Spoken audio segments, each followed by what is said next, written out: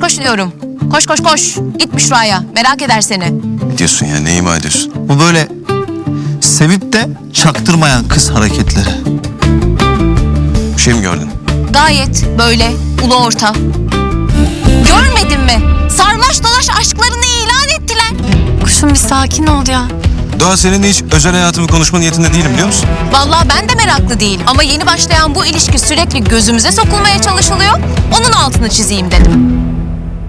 Hoş geldin bacım. Ne yapıyorsun? Ya Yaman, Allah aşkına durdurur musun şu halayı lütfen? Nasıl? Ne? Nasıl? Nasıl durdurayım?